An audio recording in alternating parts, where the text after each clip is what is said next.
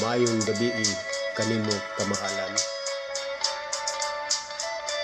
Sa imong mga prinsipig, mga prinsesa,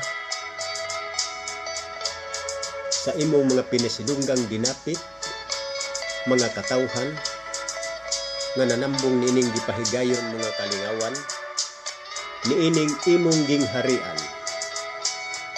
Pasagdi nga nintak na pangahasan ko pagtagik ang tudling sa mga garay. Aron hubiton ang imong kaanyag kamahalan. Dinhi sa batubalani nga gahom sa kinaayahang mapinanggaong gikulit sa imong katahuman. Hinungdan nga sa pangindahay nga kung kahulaman ko palamang unta ang gahom ni Bathala. Manduan ko ang tanang bahandi sa langit, aron kining tanan ihalad sa imong kamahalan.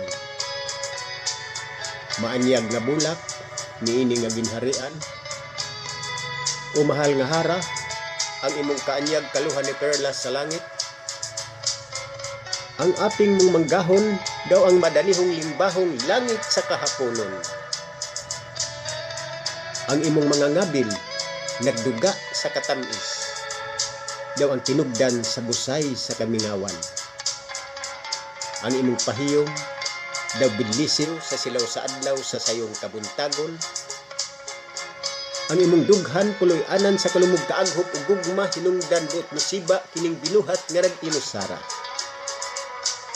Ang imong lawas maayong pagkakulit, daw ang kahayag sa bulan nga giamumahan sa kinaiyahan. Ang mahamis mong kutis daw ang kasanag sa bulan nga giamumahan sa kapunaw-punawan. Kung baligtusan ko kaha ning lumoy mong hawak ning nagtiat kong mga bukton. Tingali karon dayon, bayawon ako sa langit sa tumang kamalipayon.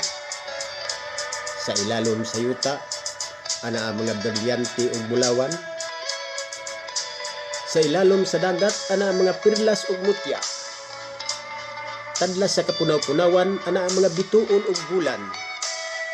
Apan dinhi ni ginharian.